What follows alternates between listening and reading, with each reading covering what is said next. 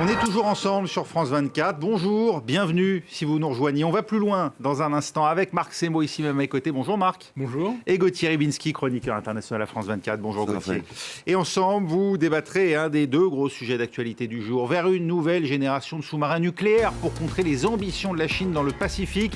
À San Diego, Américains, Australiens et Britanniques dévoilent les ambitions de leur alliance baptisée AUKUS.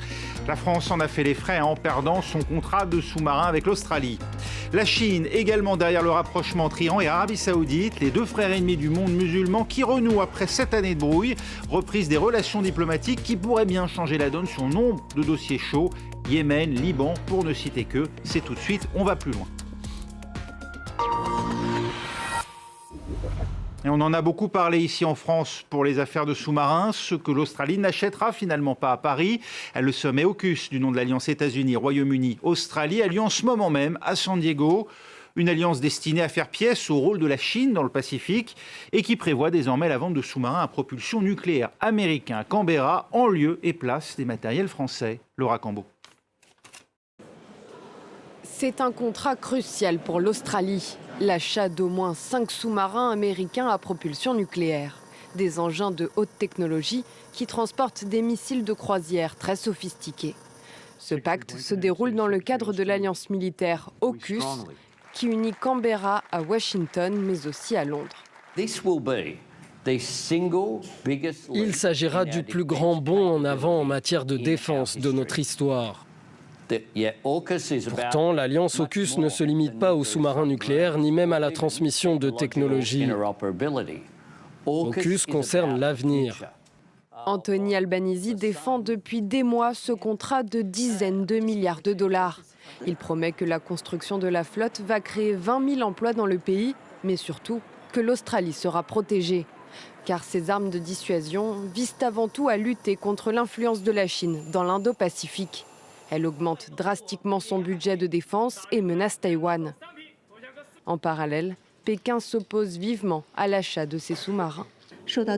Nous réclamons aux États-Unis, à la Grande-Bretagne et à l'Australie d'abandonner cette mentalité de guerre froide, de respecter leurs obligations internationales et de contribuer à la paix et à la stabilité régionale. En tout cas, la France voit définitivement s'envoler ce qu'elle qualifiait de contrat du siècle.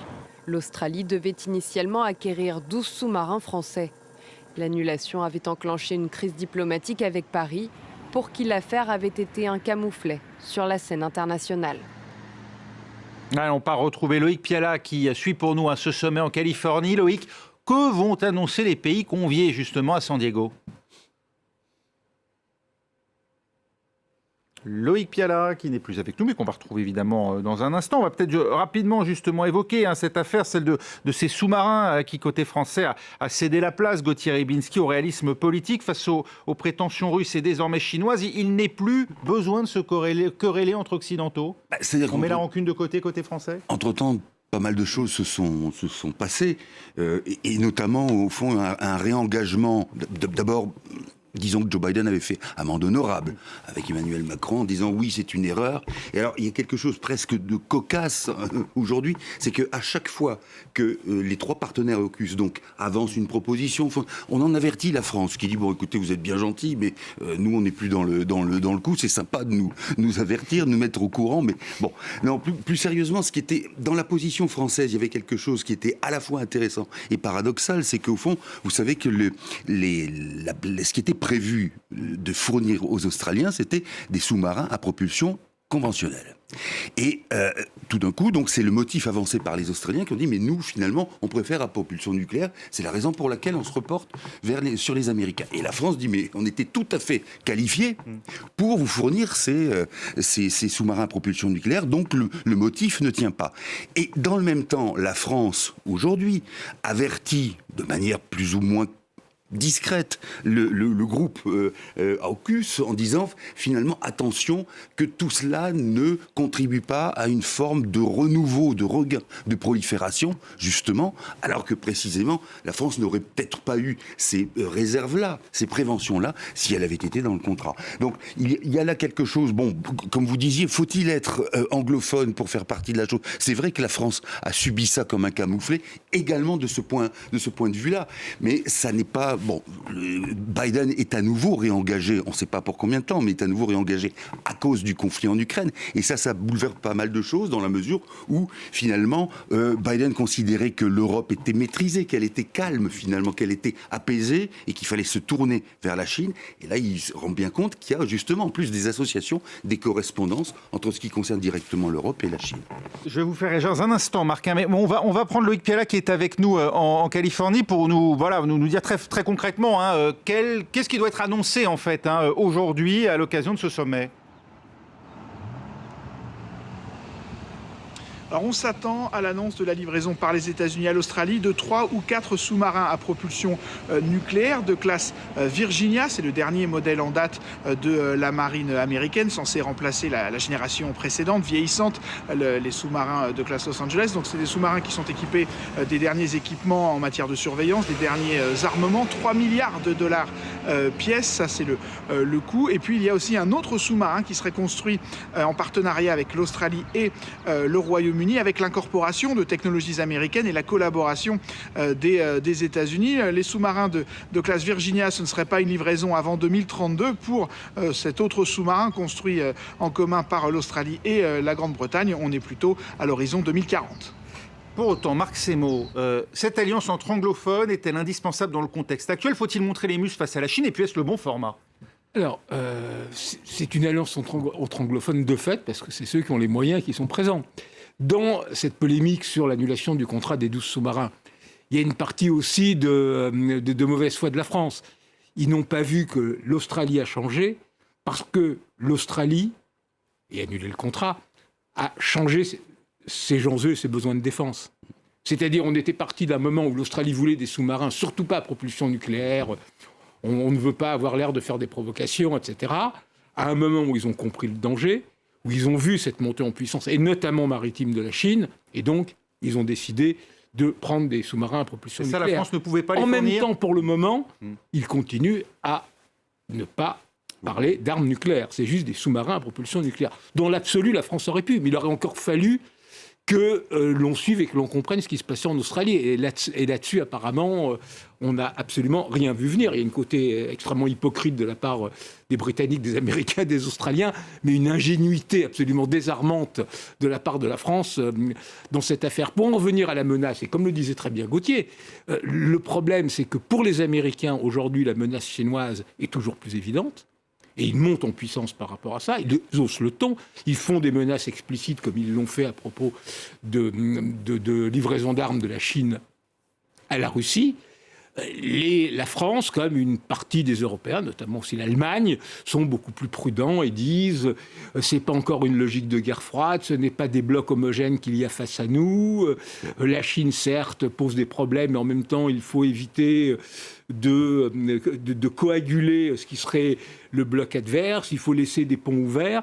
Donc il y a là-dessus, pour le moment, une approche, une sensibilité très différente, alors qu'on voit effectivement que sur l'Ukraine, c'était malgré tout les Américains qui avaient vu juste sur le fait qu'il y aurait une intervention russe, et là on peut s'interroger, là aussi, sur une certaine ingénuité française par rapport à la Chine. Des pays qui veulent aller plus loin que les sous-marins, Gauthier, puisqu'il est question de développer des missiles hypersoniques. L'adversaire est autant russe que chinois. Alors, là, ça dépend de la réalité, non pas de la réalité de la menace, mais de la capacité technologique. On le voit bien que la Russie se sert régulièrement, la Russie de Poutine, et Poutine se sert de cet argument en quelque sorte comme d'une compensation en disant bon, on est peut-être totalement à la dérive en ce qui concerne les armements conventionnels, l'armée russe ne répond pas aux attentes du chef, mais par contre nous avons des choses très dangereuses qui sont donc ces missiles hypersoniques comme le Kinjal dont on a parlé récemment, qui vole à Mach 5 et à très basse altitude, donc c'est un vrai problème pour le détecter, et même le temps de réaction, si vous voulez, au pays menacé est problématique dans la mesure où il faudrait quasiment anticiper la réaction avant le tir même. Donc là, sur le plan balistique et militaire, ça pose un problème. Mais oui, il y a un retard en quelque sorte sur ce plan-là, sur le plan de l'armement, et surtout ce qui est dommageable. Enfin, ce qui fait réfléchir, c'est que ce retard provient là aussi d'une forme de cécité qui a été celle après, non seulement bien sûr après la fin de l'Union soviétique, mais aussi au début de Poutine. Et toujours avec finalement ce même biais idéologique qui consistait à dire Poutine est un homme de bénéfice, de quelqu'un qui sait compter, quelqu'un qui sait aussi compter ses avantages politiques, etc. Rationnel, tout ça, ça va marcher. Et donc, on n'a pas besoin de dépenser, de crever la poche et la tirelire ou de casser la tirelire pour ce genre d'armement. Il y a finalement une tendance à la baisse. Et puis, souvenez-vous, cette histoire, que l'histoire était finie, justement, que le bien avait triomphé contre le mal. Alors, là encore, il y a une forme d'ingénuité ou d'angélisme français, européen, y compris même américain. Et donc là, il y a un effet de rattrapage. Oui. Loïc Piala, une question, parce qu'on va enchaîner là-dessus, évidemment. C'est la grande ombre qui plane sur ce sommet AUKUS. On voit la Chine comme une menace. Quelles sont les inquiétudes très concrètes et à court terme que pose Pékin à ces pays ? Oui, parce que c'est vrai que depuis la France, on a tendance à regarder cette affaire des sous-marins peut-être avec l'angle économique, mais il y a une dimension géopolitique très, très claire. Les Américains, évidemment, voient la Chine comme une menace, là, principalement pour la situation à Taïwan. On le sait, l'an dernier, quand Nancy Pelosi, l'ex-présidente de la Chambre des représentants, s'est rendue sur l'île, dans la foulée, la Chine a organisé des manœuvres militaires dans la région. Ses avions ont flirté avec l'espace aérien taïwanais. C'est donc un point de tension, mais la Chine est aussi en train de poser son empreinte dans les plus petites îles du Pacifique, plutôt une empreinte économique. Et là, les Américains aussi se sentent menacés. L'un de vos invités en plateau parlait tout à l'heure du changement de perspective en Australie. Un think tank local dit qu'en 2018, 88% des Australiens voyaient d'abord la Chine comme un partenaire économique. Et c'est vrai que c'est le principal partenaire du pays et d'assez loin d'ailleurs. Mais depuis, cette perspective a changé et les Australiens voient d'abord la Chine comme une menace. Et d'ailleurs, le travail d'Anthony Albanese, c'est de ménager ce partenaire économique et cette inquiétude géopolitique dans le même temps. Merci Loïc Piala qui était avec nous donc en direct de Californie aux États-Unis. Marc Semo, il y a face à ces annonces une puissance chinoise qui s'affirme, Xi Jinping renouvelé pour un 3e mandat inédit, qui n'hésite pas à menacer directement les États-Unis par la voix de son ministre des Affaires étrangères d'un conflit inévitable. Ça va loin quand même. Ça va loin et c'est, disons, depuis déjà des années, le nombre de spécialistes de relations internationales, s'interrogent sur ce qu'on appelle le théorème du Thucydide, alors notamment Graham Allison, qui est un Américain, sur le fait qu'une puissance montante ne peut que représenter un rival et un danger pour la puissance déjà installée, et que si on regarde le cours de l'histoire, à chaque fois le conflit a été inévitable. Alors ensuite on peut discuter beaucoup de ce livre qui avait énormément fait parler de lui, mais voilà, c'est une réalité. Mais là où les Chinois, où Xi Jinping est différent de Poutine, c'est qu'il sait jouer du temps et il sait alterner les rôles. C'est-à-dire, à la fois, il y a la menace, oui, le conflit peut être inévitable via son ministre des Affaires étrangères, mais c'est aussi la Chine, on y reviendra après, qui se pose en médiateur et en faiseur de paix avec cet accord entre l'Iran et l'Arabie Saoudite. C'est la proposition, ce texte, alors bon, qui est extrêmement sommaire, qui a fait un flop total, mais envoyé à propos de l'Ukraine, où la Chine dit on pourrait être un médiateur entre la Russie et l'Ukraine. Bon, sauf que Xi Jinping, jusqu'ici, n'a jamais appelé Volodymyr Zelensky, ça devrait avoir lieu aujourd'hui.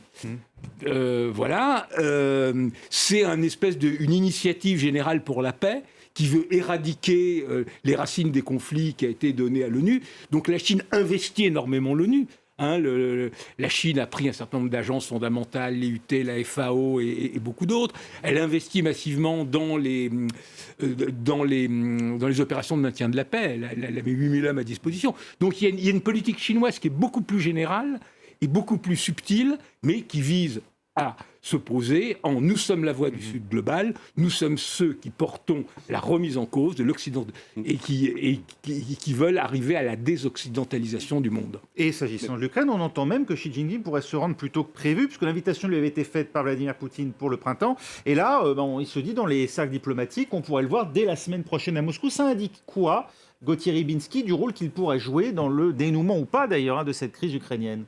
C'est-à-dire que pour Xi Jinping, dans la perspective que vient de décrire Marc, c'est au fond la Russie, l'Ukraine, pardonnez-moi le cynisme de la chose, mais je pense qu'il est assez conforme à la position chinoise, c'est un crash test. L'Ukraine, on va voir comment la Russie se comporte. D'abord parce que justement, on a un certain nombre d'affinités, mais parce qu'on va voir aussi comment fonctionne ce type d'opération. A fortiori pour les Chinois qui lorgnent évidemment sur Taïwan, tout en prétendant qu'ils ne s'immisceront jamais dans les affaires extérieures. Et pour cause, ils considèrent Taïwan comme une partie de leur territoire. Mais là où c'est important dans cette position chinoise, si vous voulez, c'est que au fond, il y a la volonté de se présenter justement comme un agent de désoccidentalisation, parce que il y a derrière cette volonté d'imprimer un cours à la Chine qui serait autre chose qu'un gigantesque producteur de biens que les Occidentaux accepteraient et dont ils raffoleraient. Et là, il y a cette emprise justement idéologique, à nouveau, on en revient toujours là, avec l'incapacité, ou la relative incapacité que nous avons en Occident, ou du moins en Europe, à considérer au sérieux ce type d'affinité élective entre des régimes. Si vous voulez, il faut mettre les choses au clair. Je serai bref là-dessus, mais quand on parle du monde multipolaire que prétendent souhaiter les Russes, les Chinois. En réalité, c'est un petit peu comme le capitalisme, vous savez. On célèbre la concurrence, mais au fond, chaque entreprise n'a qu'une idée, c'est écraser l'autre et devenir un monopole. Oui. Eh bien, c'est ça aussi avec la Chine. Et donc, la Russie, on regarde ça avec intérêt en disant, bon, de toute manière, la Russie n'aura pas la possibilité, même si elle le voulait, d'être leader de ce groupe anti-occidental, mais précisément, il faut être là pour surveiller comment ça se passe et éventuellement se retirer si les choses étaient trop... On est pour le monde multipolaire tant qu'on n'occupe pas le sommet de la pyramide. Ben voilà, c'est ça, c'est un moyen d'y accéder. La Chine, en tout cas, qui fait valoir ses ambitions, y compris au plan diplomatique, vous le disiez, Marc, en orchestrant le rapprochement spectaculaire des deux frères ennemis du monde musulman. L'Arabie Saoudite et l'Iran ont conclu un accord surprise vendredi. Il met fin à 7 années d'hostilité entre les deux puissances. Siavash Ghazi, vous êtes à Téhéran pour France 24. Un conflit larvé qui a structuré les rapports au sein du monde arabo-musulman, chaque pays étant pressé de choisir son camp. Absolument. Depuis 7 ans, les deux pays sont en conflit ouvert sur plusieurs dossiers importants de plusieurs pays de la région, notamment en Syrie, au Yémen, mais aussi au Liban et en Irak. Et l'Iran se sent en position de force puisque le régime syrien, le régime de Bachar al-Assad est toujours en place et donc et a renforcé sa position.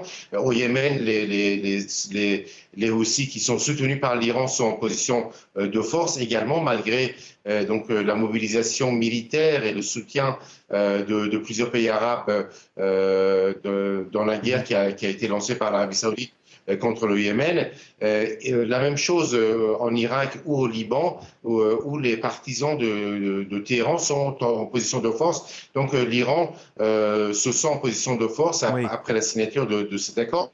On réagit comment justement, Siavash, à Téhéran aujourd'hui après la signature et donc au rétablissement de ces relations diplomatiques ?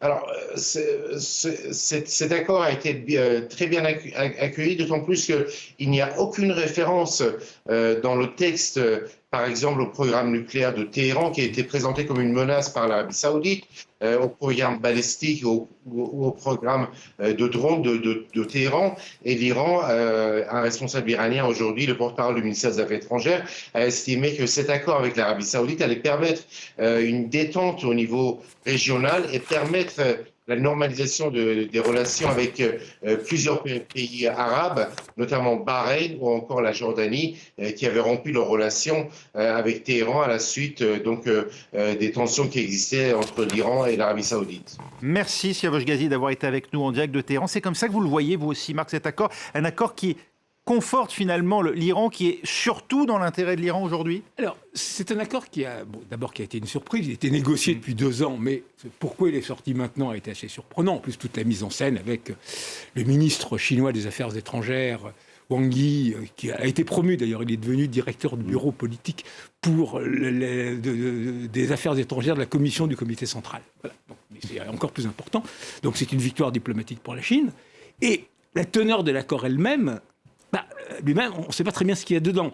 Alors, nombre de spécialistes sont très perplexes, sceptiques. Bon, oui, ça va être une certaine détente, une certaine...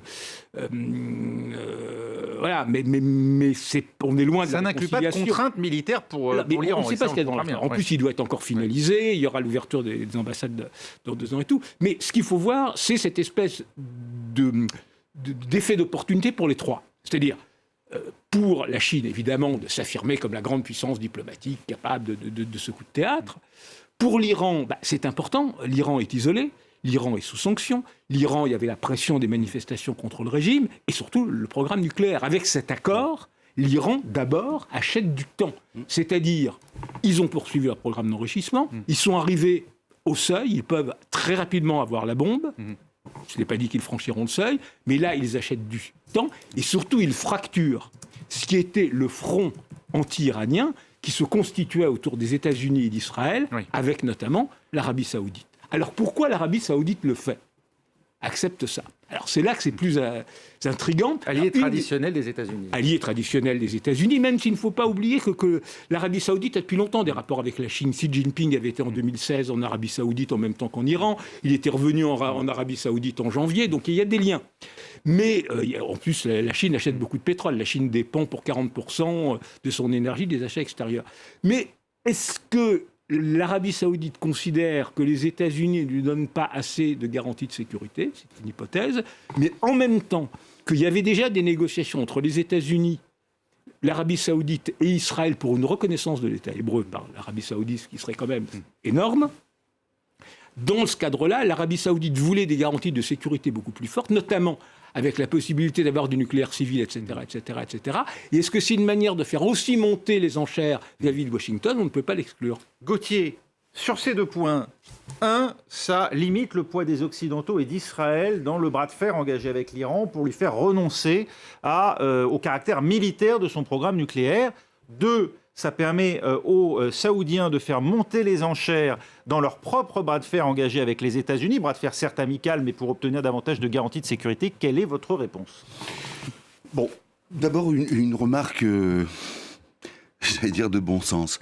Quand vous voyez effectivement, il y a une surprise dans la signature de cet accord.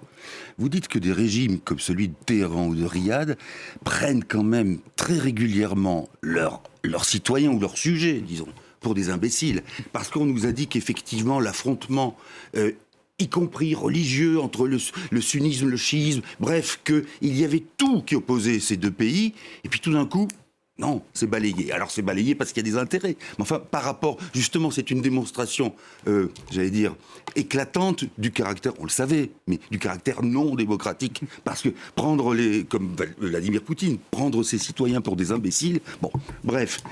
Oui, pour répondre à votre question... Donc en gros, on a vendu du vent aux populations pendant 7 ans en leur vendant une guerre absolue, une guerre froide. On leur vend du vent maintenant. Oui, on leur vend du vent. Voilà, alors c'est selon, effectivement. Voilà. Et disons qu'on peut penser qu'on leur vend peut-être plus du vent maintenant qu'autrefois. Voilà, parce qu'il y a quand même des racines dans l'affrontement. Bien sûr, bien sûr. Oui, sur la question de l'Iran et de la manière dont on peut... Ça affaiblit les Occidentaux et dans une moindre mesure Israël qui compte de toute manière sur la manière forte pour faire plier l'Iran. Oui. Moi, je pense qu'effectivement, pour l'Iran, il y a cet avantage d'essayer d'écarter les taux de l'isolement et que... C'est là qu'il y a quelque chose qui me semble-t-il est nouveau, c'est dans l'attitude de l'Arabie saoudite qui dit, au fond, vous, les Américains, d'abord vous nous avez admonesté avec l'affaire Khashoggi, évidemment, ça n'a pas changé les relations. Et Biden avait dit, il faut revoir les relations. Ça n'a pas plu, ça, à Ben Salman.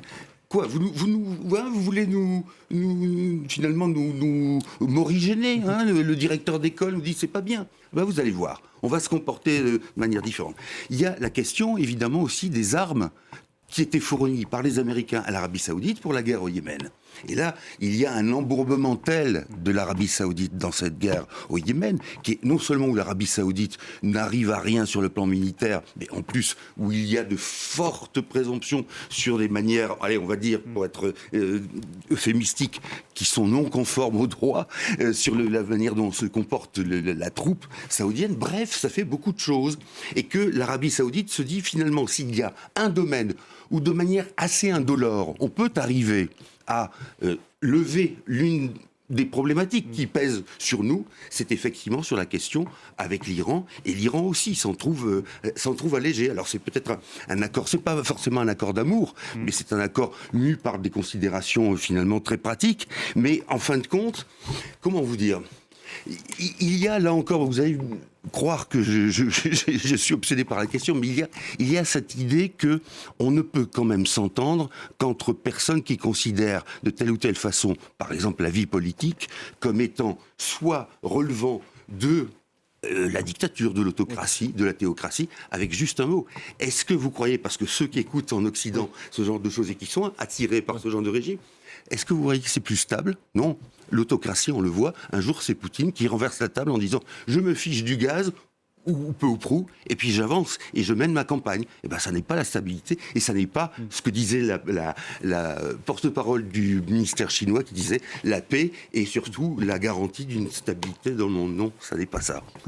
Un dernier mot. Alors on évoquait le cas du Yémen. Vous dites, Marc, ça va sans doute pas changer grand-chose, si l'on comprend bien. C'est peut-être le seul sujet sur lequel ça peut changer grand-chose. Voilà. Voilà. Dans la mesure où les Saoudiens sont embourbés, donc ils ont intérêt à un cessez-le-feu, ils ont intérêt de pouvoir, d'une manière ou d'une autre, sortir de cette affaire. Mais il est peu probable que les Iraniens abandonnent totalement les rebelles Houthis. Le Liban va-t-il trouver une issue à son impasse ? Parce qu'on le sait, hein, les deux parrains qui tirent les ficelles derrière, c'est l'Iran et l'Arabie Saoudite. Il y a tellement d'enjeux que on peut l'espérer. Ça peut aider peut-être à une certaine détente. On peut rester pour le moment au moins sceptique et attendre de voir ce qui va devenir. Merci beaucoup Marc Semo, merci Gauthier Rybinski. C'était On va plus loin. Rendez-vous dans 3 minutes pour un nouveau journal dans Paris Direct.